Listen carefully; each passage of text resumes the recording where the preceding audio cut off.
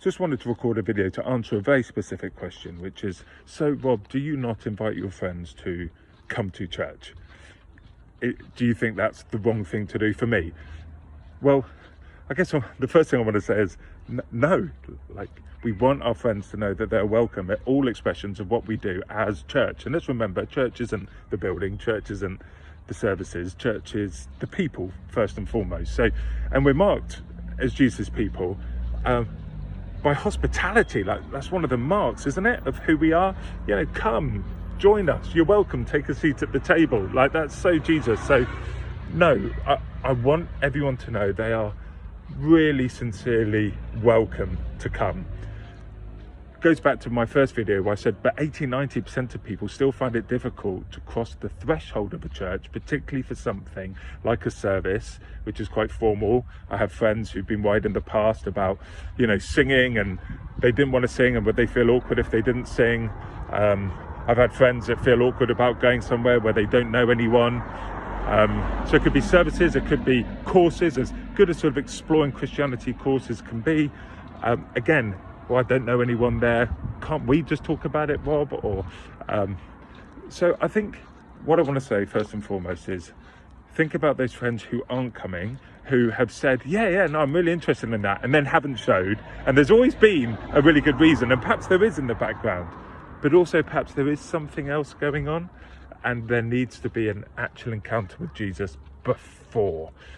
And I think that probably accounts for more people than we certainly account for in the way we share our faith. I think there is more come to this course, there's more come to our Christmas carols, there's more effort put into come to this, come to that, than there is, look, I'm just going to be in the mix with you and look for the right time, the right opportunity to answer a really sensitive question you've got, pray for you, or share something that's really important to me about my belief in Jesus and how that's come about and how it's helped me at key times in my life.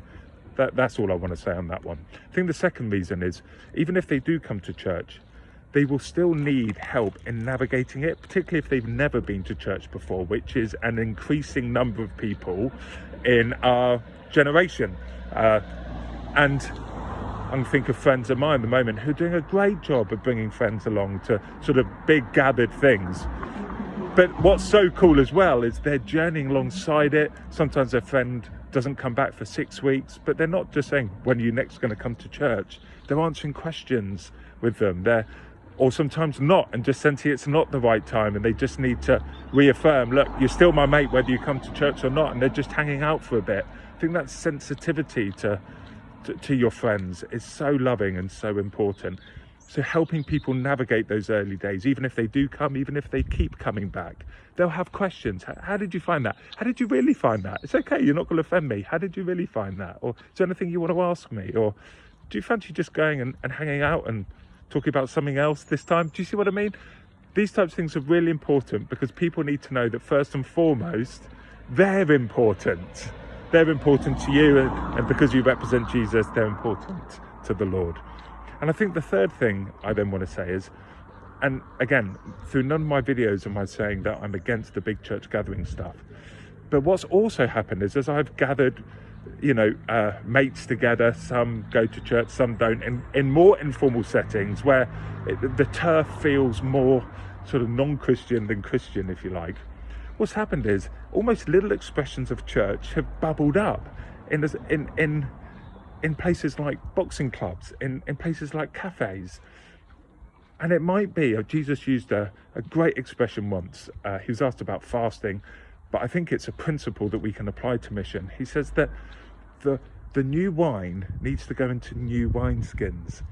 So when people are new to faith or they're exploring faith, it's almost like they're very effervescent. And if they don't have a church background, or they don't come from a Christian culture or whatever, they can be, to the perspective of a more religious person, I'm trying to choose my words carefully here, a bit too bubbly. And I've had friends who, they really are sincerely interested in the Lord, but they've sort of bounced off church. Again, sort of inverted commas, because church again is the people rather than the building or the services. But I just want to stress that whilst we do want people to come into the large assembly where you know, we see all the people that God has called out of darkness and into light. I think of a friend of mine whom me and another mate who was a follower of Jesus, we just hung out with him, I think for 9 months in total. I even took up jogging. I hate running, just to go out with him and, you know, chat a bit of life. And we went kayaking with him a number of times. In the end, he got baptized after about a year of this fellowship of me, another follower of Jesus, and him. And then sometimes some of his mates as well, which helped sort of tip the balance back in favour of sort of him, so he didn't feel like he was so dependent on us and we knew all the answers and the turf was ours. And it was interesting that it was only 2 months before he was baptised into the body of believers, he actually started coming along to big church, as he calls it.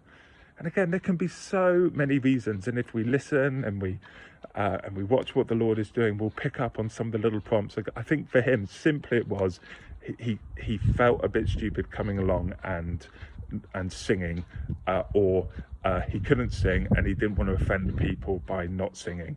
Now that might sound like a little thing, but to him it was obviously big, and it was a barrier, so he needed to journey for that bit of time. So let me just recap those 3 little things in answer to that question. Rob, do you not invite your friends to come to church? Number 1, yes, of course I do. But I'm also thinking about the 80% of people from my experience who don't come, or come once, or they look like they're about to come and then something sort of seems to come up. The second one is, even if they do come, or come a number of times, your friendship and doing stuff outside the hut and praying for them and these informal conversations will help them navigate those early months, maybe even years of church. Let me just tell you, just before we get on, actually, let me recap point 3.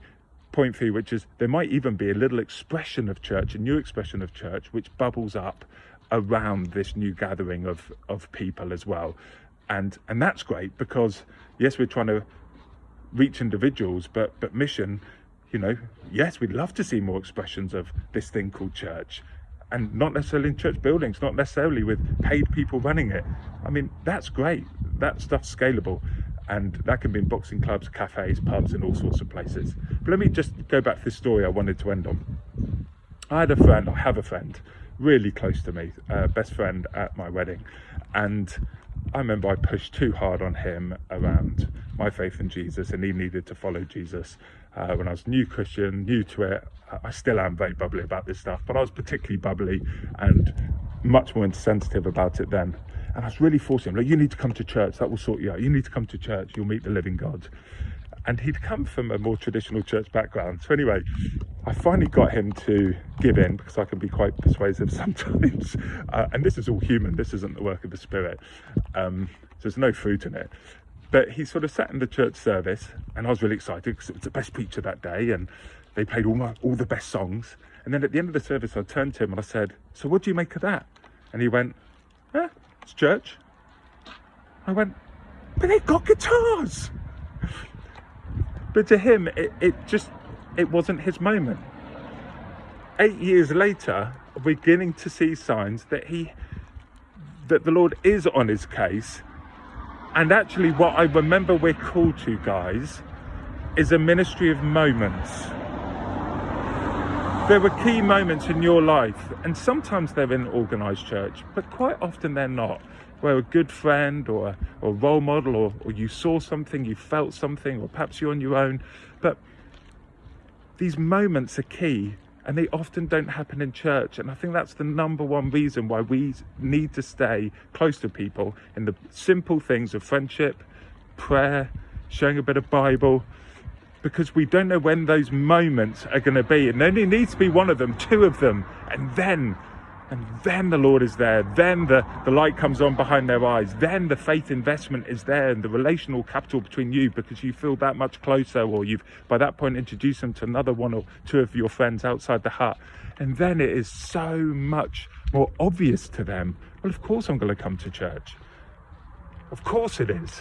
But until that point, until they've had their moment, if you like, which may not happen in church, it might be that it feels that there are too many barriers in the way. So there's a few thoughts as we continue these videos and this mission to our friends, and learning much more about who we are, who the Lord is, because I've got a lot to learn. Lots of love.